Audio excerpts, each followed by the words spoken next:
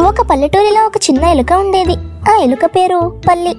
అది గోదాములో నివసించేది. ప్రతిరోజు అన్నం గింజలు పొట్టు బియ్యం తింటూ ఆనందంగా జీవించేది. పల్లెటూరు గాలి, నేల వాసన, పంటల వాసన ఇవి దానికి చాలా ఇష్టం. ఒకరోజు పల్లి దగ్గరకు పట్టణం నుంచి ఒక నగర ఎలుక వచ్చింది. దాని పేరు నాగు. అది కొత్త బట్టలు వేసుకొని తలపై కళ్ళద్దాలు పెట్టుకొని పెద్దగా మాట్లాడేది. పల్లి ఆశ్చర్యంగా చూసింది. అయ్యో, నువ్వెవరివిరా, ఇంత అందంగా ఉన్నావు అని అడిగింది. నాగు నవ్వుతూ, నేను పట్టణ ఎలుకను. నగరంలో పెద్ద ఇళ్లలో తిరుగుతాను. నాకు అక్కడ తినడానికి బోల్డు ఆహారం దొరుకుతుంది. మీలాంటి గోధుమ గింజలు కాదు అని గర్వంగా అంది. పల్లి ఆశ్చర్యపడింది. వా, పట్టణపు తిండి అంటే నాకు చాలా ఇష్టం.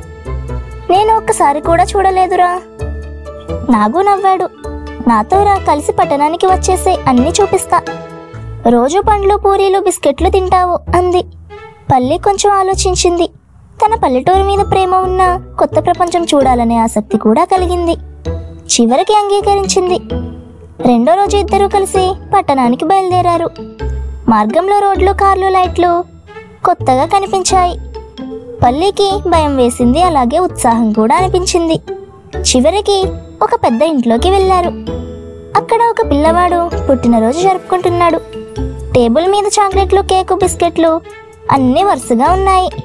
పల్లి కళ్ళు పెద్దవయ్యాయి. ఆహా, ఇంత తిండి నేను జీవితంలో చూడలేదు. నాగు నవ్వి, ఇది మా రోజువారీ విందు అని అంది. ఇద్దరూ టేబుల్ పైకి ఎక్కి తినడం మొదలుపెట్టారు. పల్లి ఆనందంతో పూరీలు తింటూ కేక్ రుచి చూస్తూ సంతోషపడింది. కానీ ఆ సరదా ఎక్కువసేపు నిలవలేదు. ఒక్కసారిగా వంటగదిలో మియావ్ అనే పెద్ద శబ్దం వినిపించింది. పల్లి భయంతో ఉలిక్కిపడి, అది ఏంటిరా అని అడిగింది. నాగు భయపడుతూ, అది పిల్లి, ప్రతి ఇంట్లో ఒకటి ఉంటుంది, దాని పని మనల్ని పట్టడం అని చెప్పింది. పిల్లి కళ్ళు మెరుస్తూ దగ్గరగా వచ్చింది. పల్లి, నాగు ఇద్దరు కిందకి దూకి టేబుల్ కిందకి పరిగెత్తారు. పల్లికి గుండె వేగంగా కొట్టుకుంది. అలా ఒక మూల నుంచి ఇంకో మూలకు పరుగులు తీస్తూ చివరికి ఓ చిన్న రంధ్రం దొరికింది. ఇద్దరూ లోపలికి దూరిపోయారు. పల్లి శ్వాస తీసుకుంటూ అంది, ఇక్కడ తిండి ఎక్కువే కానీ భయం ఇంకా ఎక్కువరా. నాగు సిగ్గుగా నవ్వింది. అదే పట్టణ జీవితం రా పల్లి, లాభం ఎక్కువ, ప్రమాదం కూడా ఎక్కువే. పల్లి నిశ్శబ్దంగా కిటికీ బయటికి చూసింది. అక్కడ పల్లెటూరు గుర్తొచ్చింది. పంట పొలాలు, ప్రశాంతమైన గాలి, ఎలాంటి భయమూ లేని గోదాం. నేను నా పల్లెటూరుకే వెళ్తానురా నాగు. అక్కడ నాకున్న తిండి తక్కువైనా మనశ్శాంతి ఎక్కువ అని అంది. నాగు కాస్త కంగారు పడి, నువ్వు వెళ్ళిపోతావా అని అడిగింది. పల్లి నవ్వుతూ, అవును, మన జీవితం తిండితో కాదు, సంతోషంతో ఉండాలి అంది. అలా పల్లి తిరిగి తన పల్లెటూరుకి వచ్చింది. గోదాములో పల్లి గింజలు కొరుకుతూ ప్రశాంతంగా జీవించసాగింది. రాత్రి గాలి వీచింది.